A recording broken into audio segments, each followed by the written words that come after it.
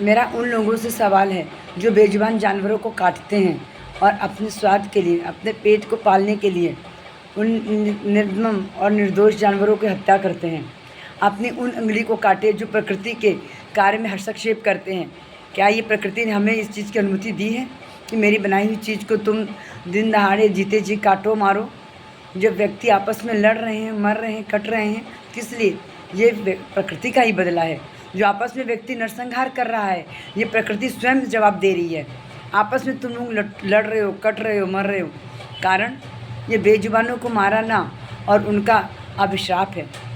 उनकी आत्मा से निकली ये आह है कि जैसे तुम हमको जीवित में काट रहे हो, वैसे तुम इंसानों की ज़िंदगी में भी तहस नहस होगी, अशांति होगी। और वही हो रहा है, वही हो रहा है, कुदरत वही दिखा रहा है। आज जो लड़ाइयाँ हो रही हैं वो उसी का परिणाम है। आने वाले चंद 4-5 सालों में प्रकृति और प्रकोप दिखाएगी। प्रकृति का विनाश की तरफ ले जा रही है हमको। मनुष्य भूख से बिलख रहा है, पानी नहीं है, अन्न नहीं है। चंद दिनों में आने वाले अल-नीनो, भारत में सबसे पहला प्रकोप प्रकृति का है। अल-नीनो किसे है? जो सीधा सूर्य की रोशनी धरती पे आ रही है और वापस नहीं जा रही है। जहाँ देखो समुद्र के समुद्र सूख रहे हैं। गुजरात में पूरा समुद्र सूख गया, एक इतिहास बन जाएगा। कभी गुजरात में समुद्र था, सूरत में समुद्र था। जिस तरह आज राजस्थान में 33 सागर सूख चुका है और व्यक्ति रह रहा है, 33 सागर था, वैसे ही ये मरुस्थल भी एक दिन पृथ्वी बिना इंसानों के हो जाए। कभी व्यक्ति थे, जो व्यक्ति जो जानवरों को काट रहे हैं, जो लोग निर्मम हत्या करे, बेजुबानों को पकड़ के अपना पेट पालने के लिए पक्षियों को कैद कर रहे हैं, जानवर को मार रहे हैं। मेरा उन लोगों से एक सवाल है, मेरे इस एक सवाल का जवाब दे दें। वो अपने होशो हवास में जीते जी में अपनी एक उंगली काट दें, बिना सुनने की उंगली काटें जिस तरह जानवरों को मारते हैं, और उस दर्द का एहसास करें। क्या हम लोग अच्छा कर रहे हैं? चाहे हिंदू हो, चाहे मुस्लिम हो, चाहे सिख हो, चाहे ईसाई हो, हर कोई अपना पेट पालने के लिए, हर कोई अपना पेट भरने के लिए, स्वाद को पूरा करने के लिए निर्मम जानवरों की हत्या कर रहे हैं, करवा रहे हैं, बेच रहे हैं, बिकवा रहे हैं, खा रहे हैं और खिला रहे हैं। ये क्या है? एक राक्षसी भोजन है। क्या हम इंसान राक्षस हैं? नहीं ना।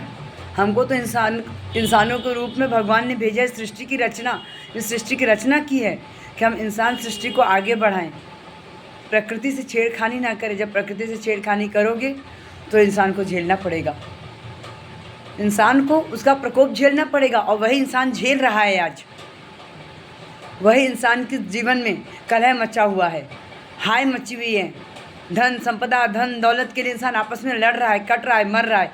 थोड़े से भूभाग के लिए, थोड़े से ज़मीन के लिए लड़ रहा है, आपस में लड़ा रहा है, अपनों को लड़ा रहा है, अपनों में ही नहीं बनने दे रहा है। ये उसी जानवर का प्रकोप है, ये उसी प्रकृति का प्रकोप है। ये वही प्रकृति अपना बदला ले रही है।